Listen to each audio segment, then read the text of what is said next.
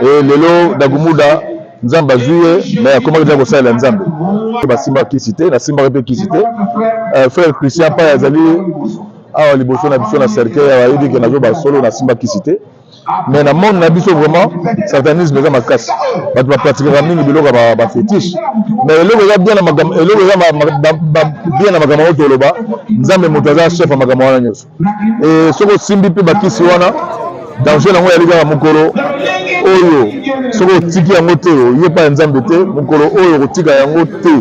Souffrance et continent dans le libéral. Mais je pense que le lot d'Agumou n'a pas accueilli dans Mako.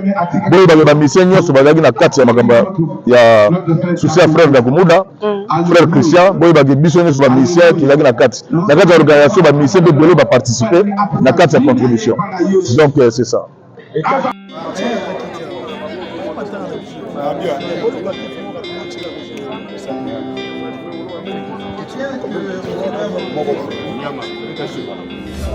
Namona teo motakutana na yo avanga kimia balelela yo mokonzi lelo bakoma litatoli basala yo confiance lelo bazange lokote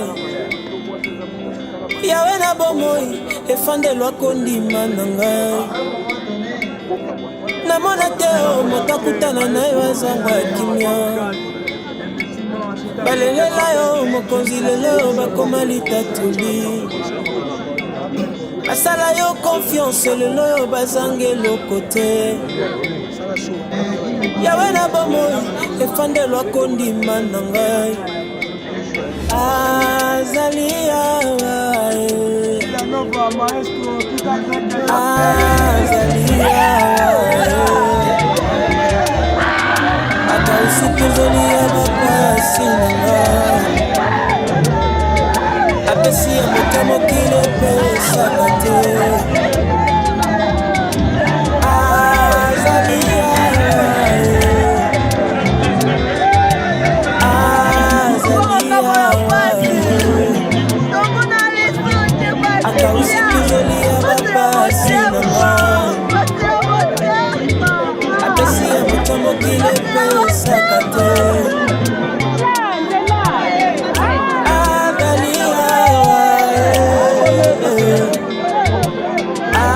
azali yawe akausikizoli ya bapasi nanga apesi ya motamokile pesaka te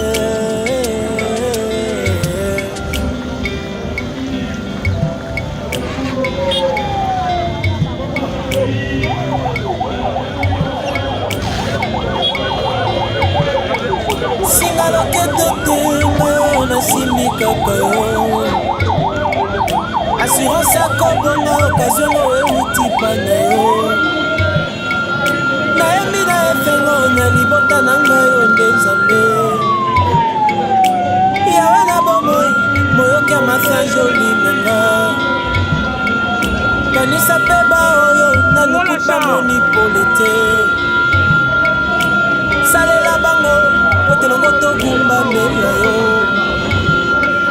bonganga te ngayo na simba mina yo assurance akobonga okazongo eutepa na yo nayembi na esengo na libota biaso yo nde nzambe yawe na bomoi moyoki ya mabondeli na ngai azali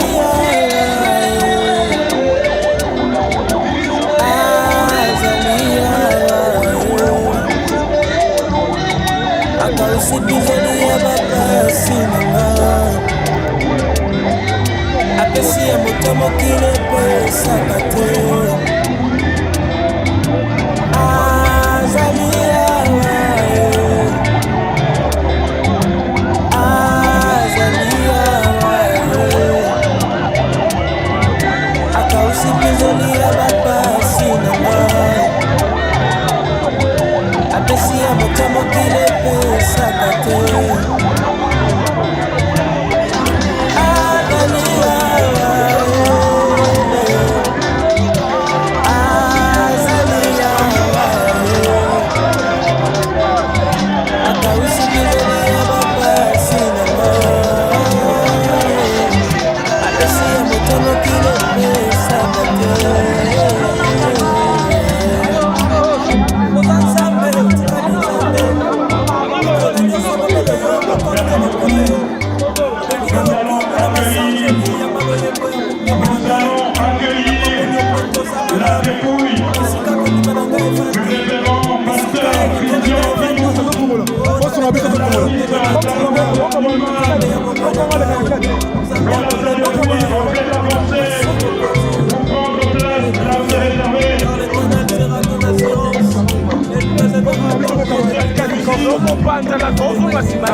accueillons sa dépouille pour les derniers hommages. Les hommages mérités. Maboko, Joseph Maboko, ne fais pas Maboko pour la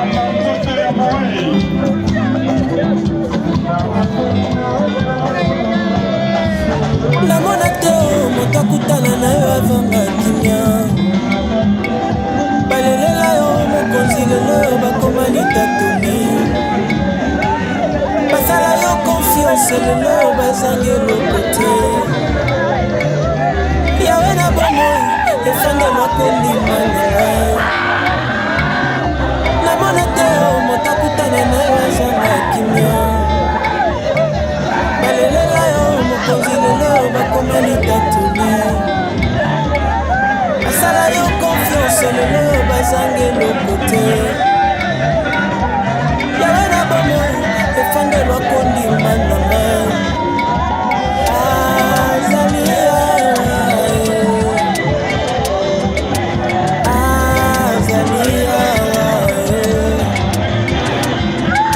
akausipizoli ya bapasi nanga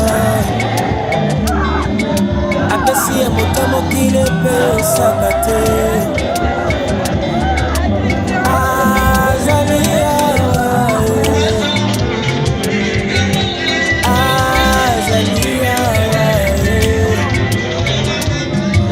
akausipizoli ya bapasi nanga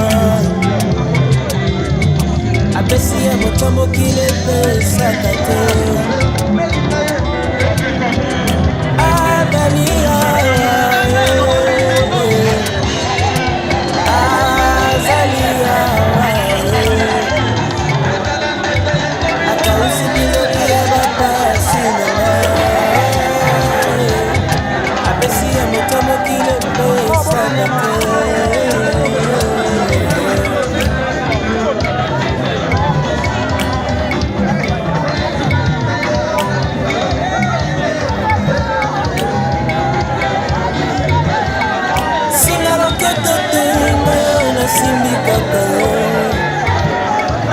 assurance akobonga okazelo elitipa na yo nayebi na efeno na libota na ngoyo nde nzambe yawe na bomoi boyoki ya masanjoli nanga banisa mpe baoyo nanukuba moni pole te salela bango otelongo tokubambela yo bonganga te ngayo na nsima mina yo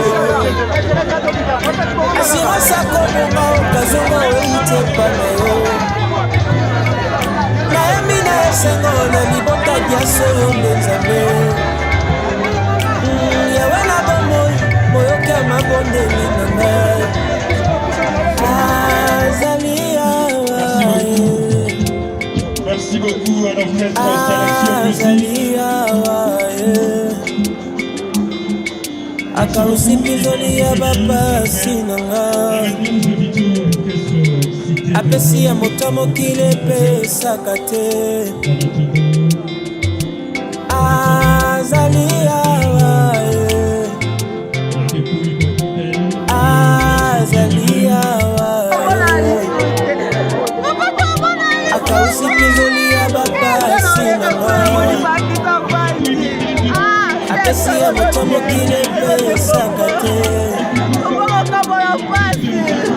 azali awa azali awa akausipizoli ya bapasi nanga apesi ya moto mokili epesaka te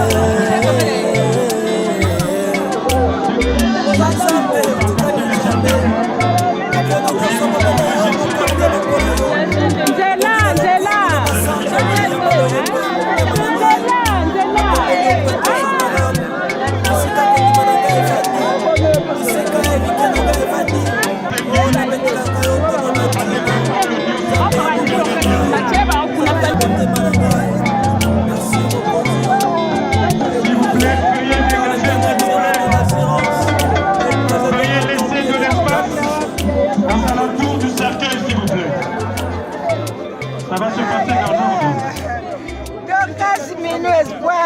papa. Bon, merci de dégager, s'il vous plaît. Merci beaucoup.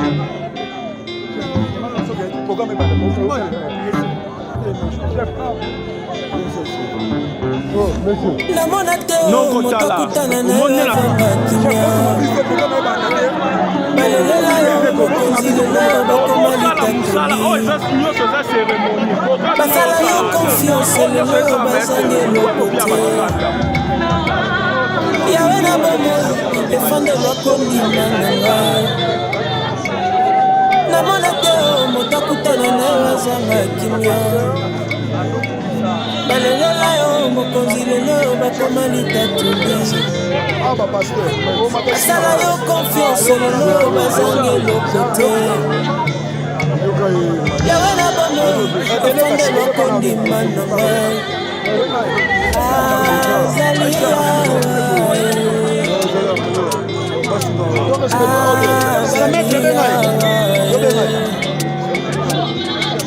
akausipinzoni ya bapasi na ngai apesi ya moto mokili epesaka te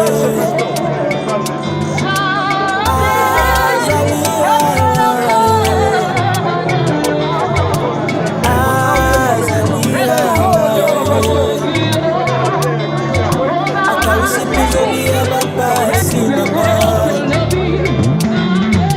apesi ya moto mokili epesaka te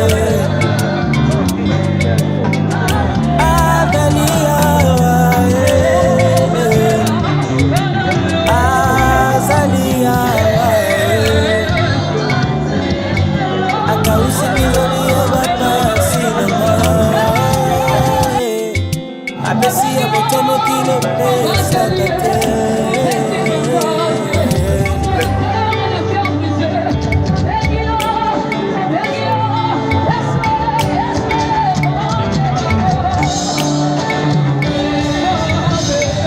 singa loketo te ngayo nasimbi kaka yo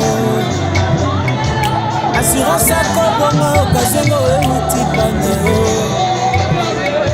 nayebi na efengo na libota na ngai onde nzambe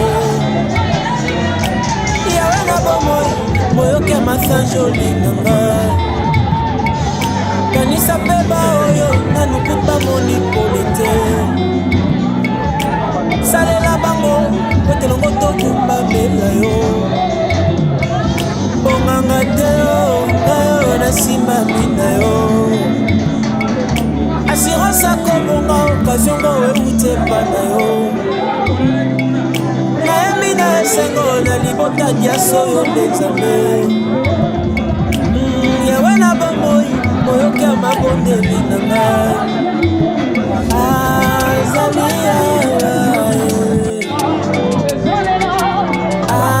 azali akausipinzoli ya bapasi na ngai apesi ya moto mokili epesaka te azali interviendra pour la levée du corps pour l'inhumation au cimetière d'Incopolis. akausipinzoli ya bapasi na ngai apesi ya moto mokili epesaka te nous pleurons mais en même temps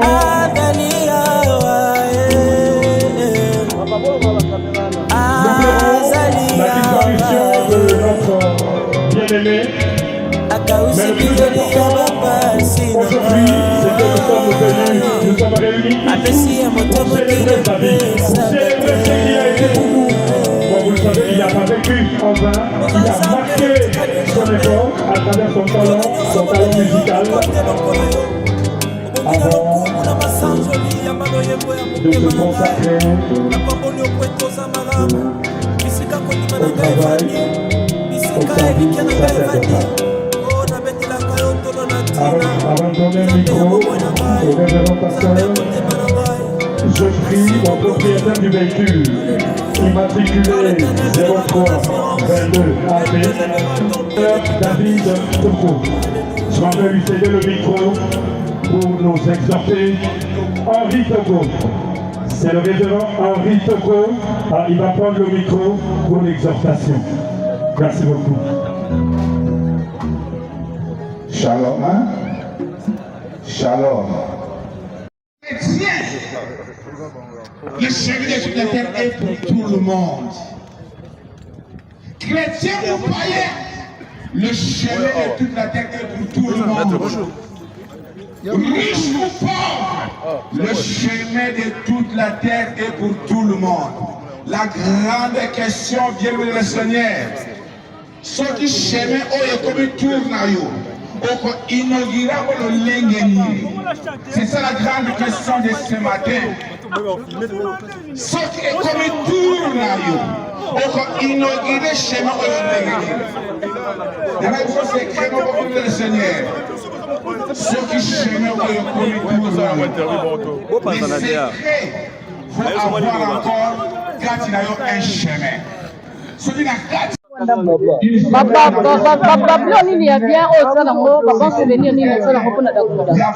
on a bien appelé sa famille à Dakumuda la courage de Belén la sincère condoléance.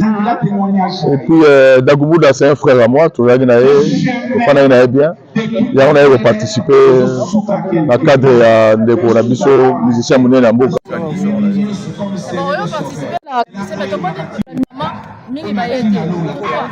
Mais si c'est bien que na butu na fait mortuel le gars là na week-end bamso a beto ba concert de le ba na butu comme si aux na butu te to na butu mais le to moni mingi yo même si na butu to mo ba na butu ngape na moyo eza mabete. OK, merci beaucoup.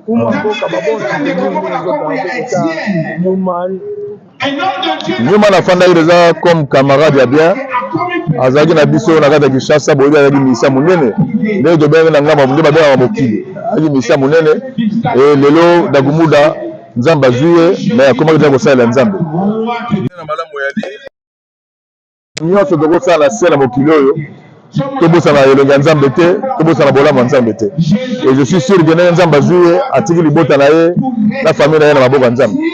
Moi, je pense que notre bien-aimé,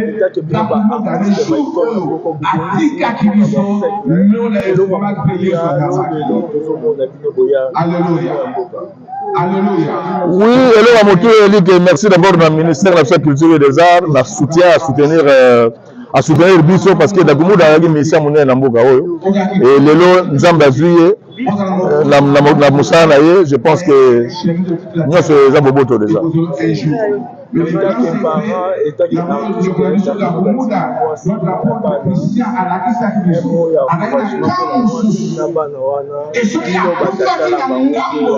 Question très bien. Je pense que Dakumuda a tiré le bota vraiment dans ma boca Yezu parce que au début le bota dans ma boca Yezu, ma goza a déjà le côté. Ma classe est bien, ma gamme est bien. Et famille Dakumuda la kuta na ngota to côté na cadre organisation parce que la famille chrétienne ba Yezu ba Nzambe.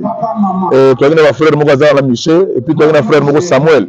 En tout cas, je suis sûr que bana na ye na mwasi na ye ba otika la bien, et biso ba camarade na ye tozali na garde mokili, tozala bien ensemble na famille na libota na ye.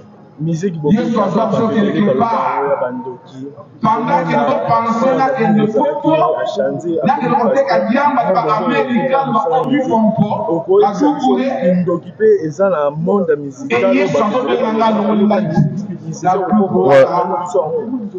oui ndaye naza na musique leo to beta ba bena mokili na beta musique mais na yebi ne ba simba kisité na simba pe kisité frère Christian pa yazali awa liboso na biso na cercueil ya yebi ke nazo ba solo na simba kisité mais na monde na biso vraiment satanisme eza makasi bato ba pratiquer mingi biloko ba fétiche mais eloko eza bien na magam eloko eza bien na magama oto loba nzambe moto aza chef ya magama wana nyonso et soko simbi pe bakisi wana danger nango ya liga mokolo oyo soko otiki yango te yo pa nzambe te mokolo oyo kotika yango te souffrance ekontinue na libela. Mais je pense que lelo bakumuda pa akei na maboko ya Yesu epe atiki mokili na ye nyonso na maboko ya Yesu.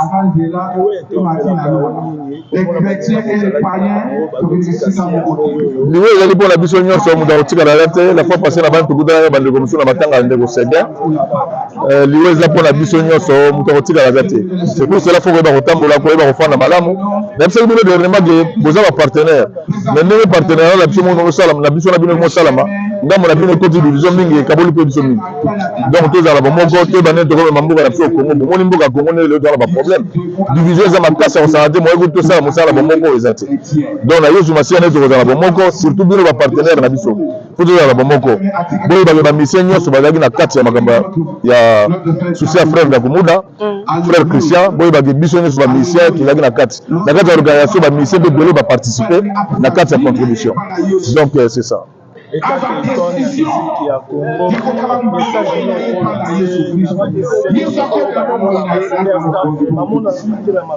Bon, ngai na nina loba mukeke ngai na boyo be ngai icône na comme na icône te nazaka mission simple lobi peut-être comme icône so nzamba bateli biso oui nalingi na loba na micro na minute na za icône et so yo ya lobi na ngolobi mais sinon bandeko nyonso na mosala na biso ya musique boyebake moto apesaka mosala oyo eza nango nzambe moto apesaka mongongo obie musique obie mosala ya nzambe et je pense que lelo ezaka mawa koza na milieu ya makambo ya basali na biso ya nzambe langage eza mingi ya division bamona soka basatana toza basatana te et jugement mpe eleki mingi na makambo etali makambo ya nzambe atuka basala ya nzambe bajugement ezozala bien te botika bajugement voilà parce que ngai na yawa etanki nayepa ya Christian Ndakumuda Kimbukusu nayeba ye na famille na bango nayeba ye na bandeko ne balola basamuel bamiche ebele baza na Bruxelles lelo nayeba ye mpe na mwasi na ye vraiment mosala eza ya nzambe.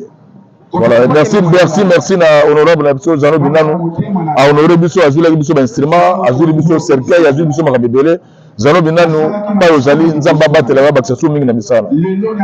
OK, merci le monsieur.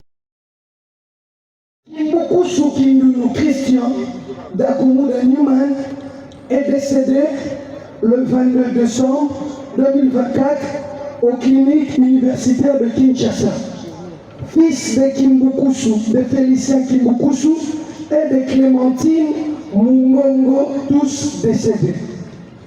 Après sa conversion au christianisme, il s'est attaché par le lien du mariage à Madame Esther Ngiengo. Il est père de 9 enfants, dont 3 garçons et 6 enfants. Donc 3 garçons et 6 filles. Le garçon sont Christian, Espoir et Dim Kimbukusu, fils cadet, aujourd'hui orphelin de père à l'âge de 5 ans. Et ses 6 filles sont Gladys, Dorcas, Abi, Minou, Chrisly et Clarisse. Christian Kimbukusu a fait ses études en grande partie dans le ville de l'actuelle province de Kwilu. Nous citons Indobo, Sowa et Kikwiti, où il a obtenu son diplôme d'État à l'Athénée de Kikwiti. Ensuite, il a pris son inscription à la faculté de droit à l'université de Kinshasa. En deuxième année graduate, ses muses de la musique l'ont si fortement attiré au point de lui faire abandonner le chemin de folie inspirée. La musique l'a recherché très tôt. Déjà à l'âge de 11 ans, l'artiste avait monté un groupe de musique avec ses amis dans son quartier à Mazalemba. Il est nommé Ijo La Musica. Le 19 mars 1994, à l'âge de 15 ans, l'artiste livre son premier concert à Lusaka, vers Bulungu. À ce moment, Christian Kimbukusu était encore élève en 4e année des humanités à l'Institut Mikasa Asso, la personne qui lui avait permis de monter sur scène pour la première fois, ce nom, M. Bazinga Eric. 2 ans plus tard, En 1986, il obtient son diplôme d'État à la télé de Kikwit et rejoint l'orchestre La Vignora Esthétique. Christian Kimbukusu a marqué son empreinte dans la scène musicale congolaise sous le nom de Dakumuda Nyuma. Avec son orchestre La Vignora Esthétique, il a connu un succès retentissant, allant jusqu'à signer le contrat de production en Europe au début des années 2000.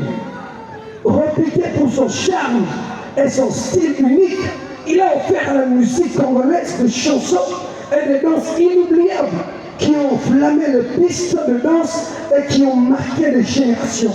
Nous retenons dans son parcours, étant qu'artiste, 8 albums à sa voix. En 1991, l'artiste et son groupe La Vignora Esthétique se révèrent comme étant le meilleur orchestre de l'année avec le tout premier album Embouteillage et avec le meilleur prix accompagné de danse mémorables comme les Tikilo, Nzawisa et autres. Leur prénom leur permettront de livrer de concerts avec succès à la chute de Lukaya et à l'extrême de ma campagne comme étant le favori devant tous les orchestres de l'époque. Le deuxième album est nommé Fimu Ezui Ezui. En 2001, vers le troisième album, cessait le fait dont le succès avait fait son plein, permettant à l'artiste et son orchestre, le 16 juillet 2001, d'aller livrer des prestations scéniques dans le grand salle européen comme LSC de Paris, à Juif, le Millennium, ainsi que la salle Le Noble, où l'artiste est le premier musicien congolais à avoir presté dans cette salle. De son retour de l'Europe pour Kinshasa, il produisit son 4e album, nommé Tumburutu, où il eut des génériques comme Mouchetou, des triangles marqués des esprits comme Kanani Kananga. C'est cet album qui a baptisé l'artiste au nom de Mokonzi Abashege, avec la chanson Yonde Beberiko, faisant de son guitariste selon le meilleur guitariste et solo de l'année. Il sied de noter que son surnom Mokonzi Abashege tire son origine des gestes de bienveillance que l'artiste posait en faveur de ces sans-abri, des adolescents appelés les enfants de la rue communément Shege. L'artiste prenait en charge des enfants de la rue en âge d'adolescence, les orienter vers le petit métier afin de les favoriser dans la réinsertion dans la société. Par son canal, plusieurs jeunes ainsi que leur famille se sont installés en Europe. Affrontement est son 5e album, marqué par plusieurs chorégraphies et plusieurs danses salle de mort, connue sous le nom de Sokoto Baba. Une chorégraphie adoptée et imitée par plusieurs artistes congolais, y compris par un artiste dont j'ai le nom dont vous connaissez. Le 6e album, Tout est poussière, avec comme générique la chanson Linda Mabinaya Castro. Le succès de cette chanson n'est plus à démontrer, étant donné que son son résonne encore à nos oreilles. Son 7e album est Papa Reina Saché.